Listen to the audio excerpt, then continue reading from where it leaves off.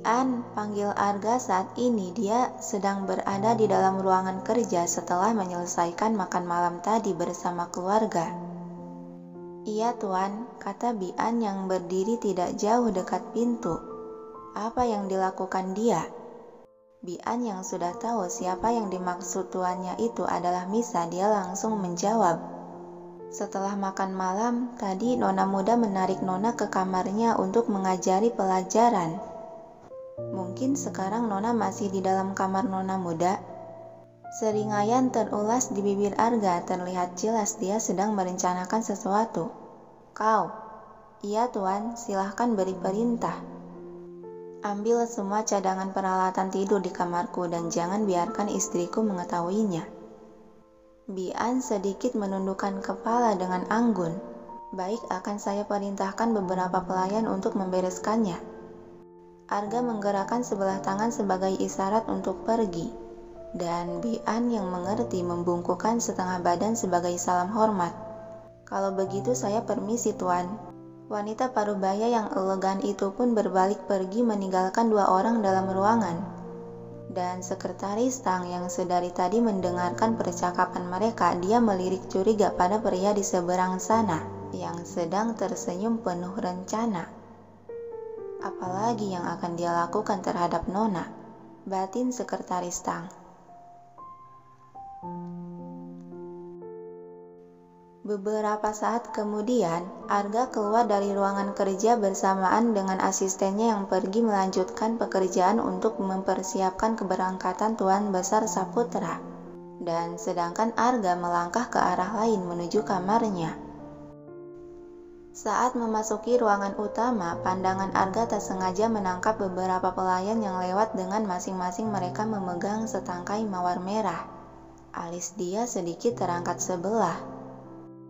Kalian, panggil Arga menghentikan pergerakan ketiga pelayan itu, langsung membalikkan badan dan menundukkan pandangan. Iya tuan, apa ada yang bisa kami bantu? Salah satu pelayan mewakili berbicara. Itu, kalian dapat dari mana? Tunjuk Arga pada apa yang dipegang oleh mereka. Sontak mata pelayan mengarah pada apa yang ditunjuk. Kami mendapatkan ini dari nona. Lalu, seakan belum puas akan jawaban mereka, Arga kembali memojokkan. Selain bunga mawar yang nona bagikan pada kami semua, nona juga memberikan bingkisan kecil. Yang sepertinya itu sebuah hadiah dari para... Cukup, Arga memotong ucapan. Kalian boleh pergi. Baik tuan, kami undur diri. Selamat malam. Serempak ketiga pelayan membungkukkan badan sebagai salam hormat lalu berbalik pergi. Jadi dia membuat gumam pelan Arga sambil melanjutkan langkah kakinya menuju tangga dengan sebuah senyuman tipis di bibir memperlihatkan jelas suasana hati dia saat ini terasa lebih baik. Arga memasuki kamar yang sunyi dan kosong, tak ada siapapun di sana. Dia mengedarkan pandangan ke setiap penjuru kamar. Sepertinya dia belum kembali. Gumam Arga mendaratkan bokongnya ke sisi ranjang. Dia menghembuskan napas panjang sembari merebahkan tubuh ke atas kasur. Dan tidak lama kemudian, pintu kamar terbuka dengan kedatangan seseorang memasuki kamar. Arga melirikkan mata pada gadis yang sedang melangkah itu. Kamu sudah mau bersiap tidur, tah? Misa bertanya saat pandangan mereka bertemu. Matikan lampu, kata Arga membenarkan posisi tidurnya menjadi terbaring. Bentar dong, jangan dimatiin dulu lampunya, aku belum menyiapkan tempat untuk tidurku.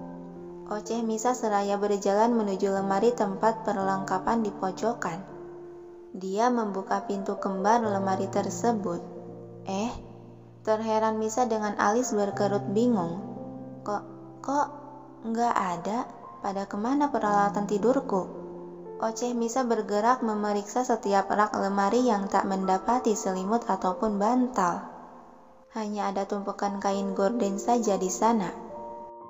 Dan Arga si biang hilangnya semua peralatan tidur itu tampak tersenyum senang menonton kepanikan Misa. Masa aku tidur enggak pakai apapun sih? Celetuk Misa lemah, kembali menutup pintu lemari, kemudian dia berbalik melangkah lesu menuju sofa. Namun langkah kaki dia terhenti saat pandangannya terjatuh ke atas kasur di mana di sana Arga terbaring dengan 2 bantal, 1 guling dan 1 selimut. Kamu, Arga melirik pada gadis yang berdiri di ujung ranjang. Apa? Misa melangkah mendekati ranjang. Bagi bantalnya 1 dong.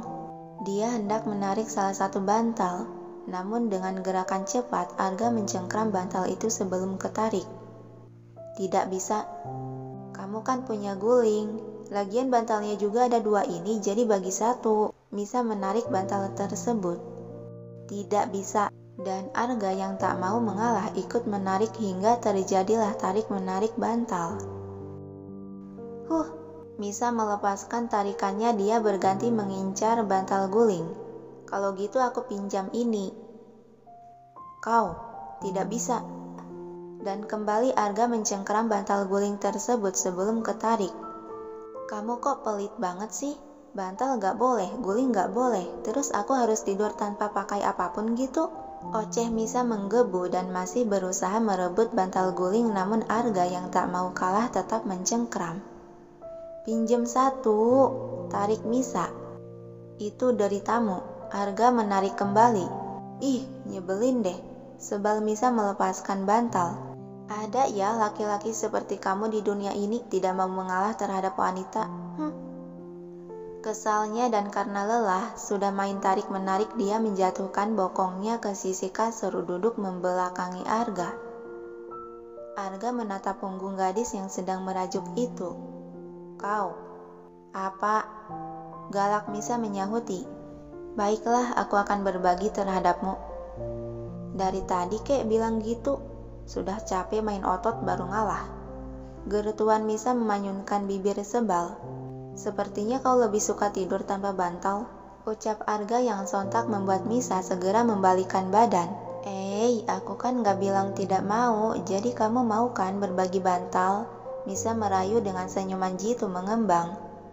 Arga mengangguk tipis, dengan 1 syarat. Mendengar hal itu seketika senyuman Misa pudar dengan alis tertaut menyipitkan mata waspada. Mau kasih pinjem bantal aja harus ada syaratnya segala. Bener-bener deh seorang pembisnis. Kalau tidak mau ya sudah. Arga menarik selimut hendak berbaring. Segera Misa menarik selimut itu sebelum menutupi tubuh Arga. Iya deh, aku terima syaratnya. Gitu aja langsung ngambek. Jadi apa syaratnya? Tiba-tiba Arga merebahkan tubuh dengan posisi terlentang. Hei, kok malah tidur? Tadi kamu bilang ada syaratnya, jadi cepet bilang apa syaratnya. Kalau nggak dikasih tahu, aku ambil nih bantalnya. Sebal Misa mencengkram 1 bantal. Tangan Arga secepat kilat mencengkram bantal tersebut dan melirik ke arah gadis berkerudung itu. Beri aku usapan agar aku tertidur. Hah? Terlongo Misa sampai pegangan dia di bantal terlepas. Apa yang kamu bilang? Kau tidak mau? Kalau gitu menyingkirlah, aku tidak akan berbagi. Kata Arga lalu dia menarik selimut dan menyelimuti tubuh. Misa masih mencerna situasi, memikirkan syarat itu sampai membayangkan dia akan tidur tanpa apapun. Baiklah, aku terima syaratmu, aku terima. Pasrah dia yang tidak bisa tidur tanpa bantal. Terbesit senyuman tipis tak terlihat di sudut bibir Arga yang senang. Aku hanya perlu mengusap kepalamu kan? Iya kan? Hanya itu kan? Gumam Arga sembari menepuk sebelah bagian kasur yang kosong. Kemarilah. Bentar dulu, aku mau matiin dulu lampu. Misa beranjak mematikan lampu ruangan lalu seiring menghela napas pelan dia menaiki ranjang. Arga telah berselimut berbaring menyamping menghadap gadis yang terduduk setengah terbaring itu. Aku berada di situasi ini lagi, benar-benar deh. Dasar si singa pelit, mau kasih pinjem aja harus pakai syarat segala. Gerutuan Misa dalam hati sembari merasakan debaran jantungnya yang berdegup cepat. Kau, Misa melirik pada lelaki yang sudah terbaring itu. Kenapa? Kau tidur pakai kerudung? Ah, enggak lah, nanti mau tidur juga dibuka. Arga menarik ujung kerudung. Bukalah. Hah? Tapi bukannya kau sudah bilang akan melepas kerudungmu ketika di dalam kamar? Tutur Arga memotong ucapan. Ah, iya sih, tergagap Misa pelan. Duh Tuhan, jantungku. Ada apa dengan si singa ini? Batinnya berteriak. Arga kembali menarik-narik ujung kerudung. Bukalah. Baiklah, akan kubuka. Mengalah Misa bergerak membuka kerudung hingga menampilkan rambut panjangnya. Dan Arga yang melihat masih saja terpesona akan kecantikan gadis tersebut. Yang memang Misa terlihat sangat cantik jika rambutnya tergerai. Sampai-sampai membuat lelaki itu terpaku menatap lekat tak berkedip.